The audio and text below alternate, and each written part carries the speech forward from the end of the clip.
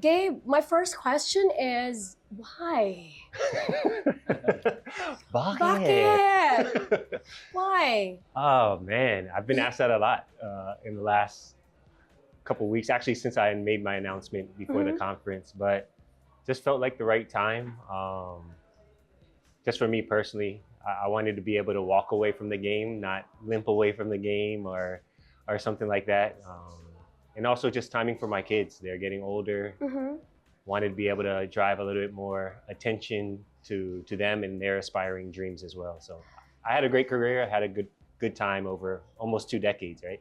But tell me about coming to that decision Mm, because I know how much you love this game. absolutely. You've played this game for 17 years here in the Philippines Yeah. alone.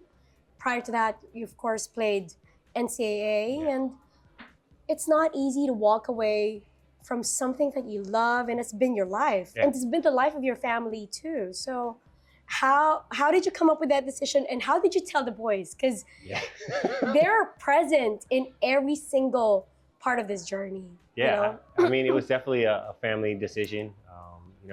It's always great to have a backbone like Lay, like my wife, to just continue to be that soundboard of reason. But telling the boys was tough. It was Yeah. one of those situations where they're kind of just starting their careers, and having me as a visual example was important to them. But I think they understood. They've been there for some great moments, Mhm. and they're looking forward to making their own great moments, whether it's basketball or something else. Mhm. Whatever they want to enjoy. How did you tell the boys? I mean, I can only imagine them thinking, "What, you're gonna stop playing now? What are we gonna do on game days that they're usually there?" Yeah, I mean, it was a tough decision, Mhm. one that I made with Lay, with my wife. But telling the boys was an interesting time. They were giving me a hard time about being the old man anyway. So I think they Really? were maybe hinting it at me more at them. Your but- eldest was very critical about basketball Yes. because I would sit next to Cash and his IQ is already up there analyzing the game and even he's being very critical. So Yeah. I'm sure he understands more than, like O and Izzy. Was it harder on him or harder on the youngest? Actually, I think probably for Cash it was maybe a little bit more understanding for him and O. Being a Mhm. year apart and them having a really good understanding of the game and kind of the history of the game and kind of just the flow of careers. They're huge PBA, NBA, NFL, Major League Baseball fans of every sport. So they've seen careers kind of start and end, and I think they had the realistic thoughts of Dad is getting close to the end of his career as well. So you have plenty of time now. Yes. What do you do with all these time that you have? Trying to figure out what to do at the time Really? is that's a challenge also. Just trying to maximize time with the kids, time with my family, especially now that the retirement's still pretty fresh. I'm sure things will change once the PBA picks back up after these finals, and Yeah, I was gonna ask you because really trying to has understand that has that like kind of like sink in? it. Yeah. Because well, that game is also the last game of rain or shine for that conference. But the new conference starts. You'll see your former teammates, your former team, your friends Yeah. being back in action. You'll be on the other side of the point of view. Exactly. No, it's going to be difficult, I'm sure. Mhm.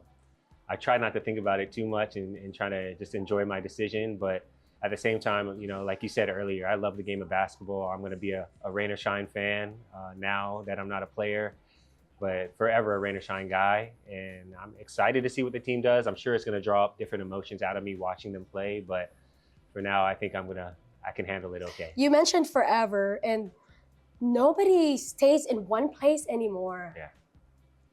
Gabe Norwood did. Yeah. Since 2008, when you were drafted, first by Rain or Shine, you never left. Yeah. Was that a decision like you made, or were there at any point of that 17 years that, perhaps you also got offers from Yeah. other teams? Because now movement is Very just common.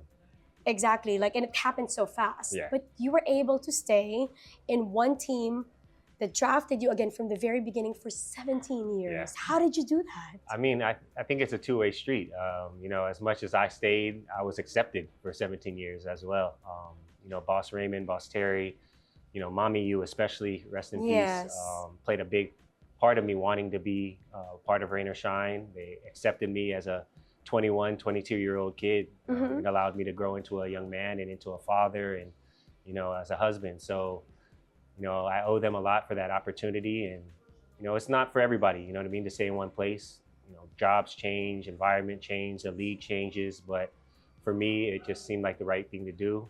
I let my agent handle all the other stuff. If offers came in, unless it was something concrete, it never got to my door. So Yeah, left and it at that. it's just, it says so much about loyalty. And you mentioned it works in two directions. And when you were drafted in 2008, it's also the same year, very rare, that you won Rookie of the Year. Yeah. Wow, what a big year. Yeah, it was a good time, a good start. I speak to that. You only get one chance. Everybody only gets one chance to win Rookie of the Year, especially in the class that we had, myself, Saul, T.Y., you had Jason Castro, Jared Dillinger, Jeff Chan, Bo Belga. Stacked. We had a really good class to be thought of as, the top of the class for that year was special for me and, something I carried with me my whole You have career. so many achievements in your 17-year career in the PBA. I had to list them down. You won Rookie of the Year many times, all defensive team, Defensive Player of the Year, Mythical 5, Slam Dunk Champion, All-Star, Sportsmanship Award, just to name a few. Yeah. Which one would you say your favorite? This is special. Everyone I know is, man. but one that, okay, this is something. I mean, for anybody that knows me, I was never out for individual awards. I try to treat the game with respect and demand respect at the same time. So Rookie of the Year was special, like I said, just because it's your only chance to get it. But outside of that, I think maybe Defensive Player of the Year. Right. Especially in a league at the time, myself, Chris Ross, Mark Pingris, Ryan Reyes, some of the guys who really prided themselves on the defensive end. To be able to win one is difficult, and I was able to do that. So that's probably one I'm most proud of. Is it innate in you, the way you embrace being the primary defender? Because I know your father is it correct, defensive consultant or coach? Right. Yeah, he's a coach. But football in the US. Yes. So it runs in the genes, in the blood. Yeah, I mean, my dad was a multi-sport athlete, high school, and then landed on football in college. But, a lot of times for me, my defense ignites my offense. Is probably my greatest asset for a team since I picked up a basketball. So it's just something I innately do, but I enjoy. That's how I like to compete. I like to take on those challenges of trying to defend the other team's best player and trying to make his job a little bit more difficult. Who's the hardest to guard in the PBA? Ooh. Name three. Three? Nightmare to guard. Okay, so I'll stick with strictly PBA. I won't go imports or anything like that. So I'll go one. Not number one. I'll go first. Sorry. Okay, first. I'll go PJ Simone was hard for me. Really? PJ, I don't know why, the scoring apostle, all of that. I spoke about it to some friends. It was like his game was almost like offbeat. If you're into it's music, so it was unconventional. Yes, exactly. Like a poly type. Exactly. So I mean, PJ was up there. I'll also put up just to help his ego a little bit. I'll help my friend Saul Mercado. Saul was probably up there as well. And then the number one, I think it's across the board. If you ask a lot of players of this era, is Willie Miller. Shifty. Willie Miller, everything he could score from anywhere on the court, and he'd smile and laugh at you the whole time he did. So Willie Miller was probably number one for me. So those three made you even a better defender. Absolutely. Right. Yep. The competition. And the game has evolved so much. Yeah. The younger guys now, your big guys can shoot from the outside, and you're a guard. So how did that all come to play? The evolution, for sure. I think the talent level, even for myself coming in drafted, I'm really 6'5", 6'6", point guard. I played the point and the two a little bit in college. But then you have, drafting myself and Jared Dillinger in a similar role. But now you look at the Calvin Aftanas and the Christian Davids that are in the league who are, maybe 10, 15 years ago would have been playing on the post exclusively. So it speaks to the talent level in the PBA, the talent level in the country, and really just where the game has gone over the last, I guess, 17 years since I've been Right. around. Let's talk international. How many years were you able to play for the national team? I think I did 10 years. All straight? Split out. Yeah. I never played for Coach Raiko's group. So Right. I was with Coach Chot with the RP team before Gilas even started. And then part of the Gilas too when Coach Chot came in after Coach Raiko. So I played with Raiko, Coach Tab, Yang. Coach Yang. Uh-huh. Yeah, had a And then the decent run. 2013 Luis Scola dunk over Luis Scola. Yeah. And you won a couple of medals too? Yeah, along the way, a couple just sprinkled in along the journey, but representing the country, Gilas, it comes with a lot of pressure, but at the end of the day, it was something I'll always sign up for. When I'm willing and they call me, once the phone stops ringing, that's different. But I took a lot of pride in representing the country, my family, and the game of basketball here. Yeah, tell me about that first call-up. Yeah, I mean, to the national team. First call-up Like, was wild. It was wild. It was my senior year of college, actually. So RP team, 2007. I believe the tournament, FIBA Asia, was in Tokushima, Japan, and I just finished my NCAA season. We lost in our conference championship, and I was flown out to LA. Coach Chot and the RP team was training there in LA, and I tried out, and I guess I did well enough to get a call back that following summer, and it started my international career before my PBA career even started. Yeah. So to be able to go to my family and tell them that I was able to represent was just an unbelievable feeling, and something I know they carried and cherished just as much as I did. At dahil dyan magiging Tagalog ng interview. Sorry. Game. No, but people really, when, and I'm not saying this only because you're right in front of me, but when people ask me who's your favorite Gilas player, I would say Gabe Norwood. Ooh. Because there's a lot of things that you contributed that didn't reflect necessarily on the stat sheets, but the impact on the game was, undeniable. Yeah. And what an opportunity that was for you to be able to play, for flag and country. Absolutely. And I think right where you say that, when you have guys like Jimmy Alapag and Jason Castro and, Japit, and then Andre Blatch, it kind of allows you to play your role. So I think internationally, that's where, guys step up their game, is really just expanding their role. And, I was lucky enough to be able to do that on the international stage. Right. And is that something that you're, possibly looking forward to? We heard some rumors, some news that you could be, part of SPP, part of the youth team. LA is, and at some point. So what is in the mix when it comes to, the future? Yeah, I mean, primarily it's just helping Philippine basketball grow in any way.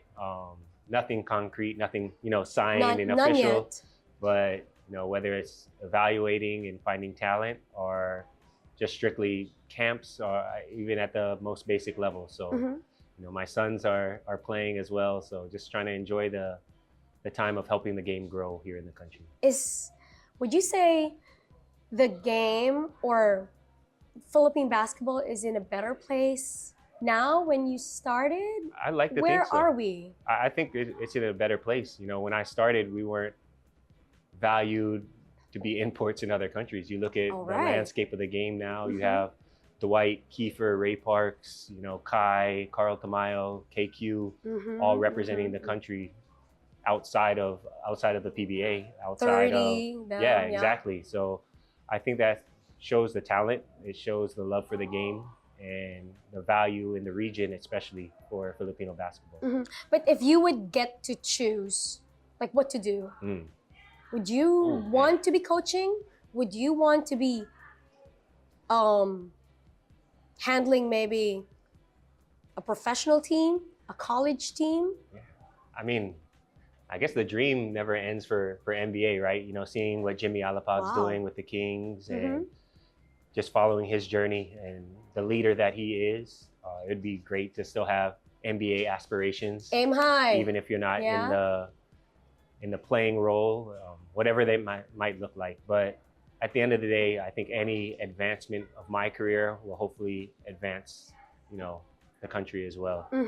Well, that's always going to be, I feel, there in the on the table. Yeah. It's just a matter of Conversations. going to that direction. But how about here now? Yeah. Just because the boys go to school here, They're homeschooled, their yeah. families here, everything's here. Yeah, I mean, right now, just maximizing experience and time.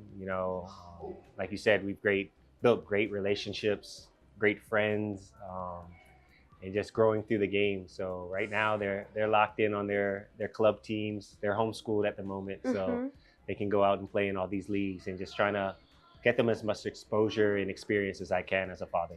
Right, and your family, most of your siblings, even your dad, are also in sports, but not really basketball, correct? Yeah. Football. Football for the most part. Were you going to be a football player if you didn't become a basketball player? It's kind of funny, growing up, my brother Jordan, I'm the eldest of 5. My brother Oh, Jordan. you're panay. Yes. Wow, So I didn't know that. that's where the leadership qualities, I think, come in. But we're the closest in age, and people who knew us growing up thought he was going to be the basketball player and I was going to be the football player. But life went different ways, and I landed on basketball from second year high school all the way. But who influenced you to basketball then? If your dad is playing football too, or somebody was playing baseball too. Yeah, so my brother-in-law played Major League Okay. Baseball, but my dad was multi-sports. Okay. In the States, everything's seasonal. So you go from football to basketball to baseball to soccer and whatever it is. So we played everything growing up, and we all kind of made our decisions as we got older. And basketball was just, I mean, I grew 6'5". My brother Jordan is 6'5", 6'6" with hair. Yeah, with hair. Depending on the hairstyle in my career, it changed a lot. But yeah, it just was a game that I fell in love with. I was lucky enough to be on really good teams. Won a state championship last year of high school. Went to an NCAA Final Four. PBA champion, World Cups. So it's been an enjoyable ride for me. Well, the people that you've worked with have nothing else but good to say about you. They would call you a leader, a professional, a role model, an icon, all of that. Like, how does that make you feel? It's humbling. It's one of those things where I guess it's like you did no wrong, Gabe. Oh, I definitely did. Trust me. But I try to handle myself in a professional way through mistakes. Try not to cast blame on others and take accountability. And it's awesome to hear that was appreciated from teammates and peers. But how would you want to be remembered? I remember you as Gabe Norwood. My memory is rain or shine, but I would really remember you in Gilas wearing jersey number 10. Yeah. That's the Gabe Norwood I remember. But how would you want to be remembered in the PBA? In the PBA, I guess. Man, that's a good question. Probably a player that came in and respected the league, respected his opponents, but also competed at a high level, which I think is a hard balance, right? You can sacrifice one and give a lot of effort on the other, but at the end of the day, someone who just came in and was enjoyable to be around, respectful to fans, and made the PBA experience and the Gilas experience a memorable one. And you left definitely, a big impact on the game, on how players play, on how they conduct themselves. What would you tell a young Gabe Norwood back in 2008? If you could talk to him now, not knowing that he's going to last 17 years in the PBA, because not everybody do. Enjoy it. Take a deep breath and enjoy it. I think this 17 years went by pretty fast, and when you're young, you're just trying to go all out and leave it all out there on the court, which is good, but you have to make sure to just take a step back sometimes and really appreciate your journey, appreciate the hard work you've put in, and enjoy the experience. And looking back, look at this amazing family, brothers, and all these that you've grown with. you're not the 21 years old Gabe anymore. You have your own children, and they grew up also in that environment. Exactly. Just a great environment, especially with Rain or Shine, family oriented. They got to see the value of hard work, and especially on an underdog team. You've always been, always been, and you love it. Absolutely. It makes the game that much more fun when you feel like things are stacked against you a little bit. So to come out and compete and show it's not just a matter of talent, it's a matter of hard work and perseverance. Well, you're not going away. No. We'll see.